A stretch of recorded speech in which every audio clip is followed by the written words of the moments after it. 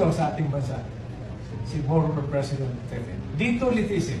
Ayaw natin ng gulo at gusto natin pagkakaisa.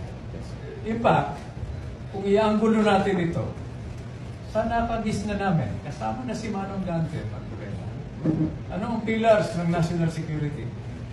No? Political unity. Okay lang yung magdebate. Okay lang. Huwag lang magkapikunan at magkasakitan. Social cohesion. Nagkakaisa tayo na hindi ito pro or anti.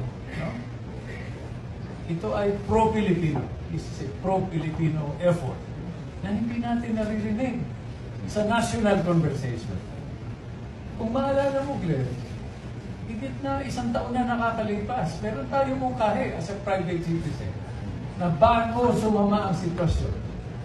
Pwede ba yung ating Pangulo nakaupo nasa pwesto at yung mga buhay pang dating Pangulo, kasama na si President Duterte, si President GMA, si President Era, magkulong sa kwarto, walang media, walang mic, walang camera.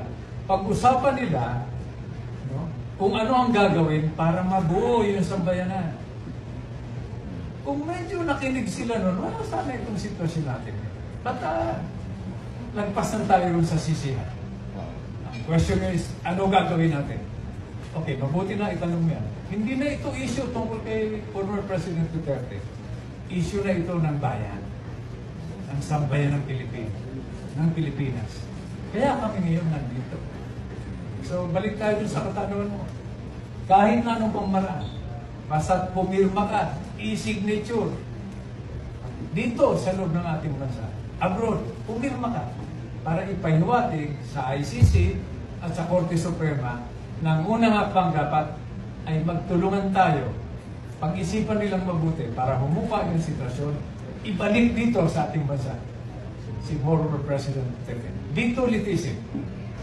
Dahil buhay naman yung mga korte natin, malakas, gumagana.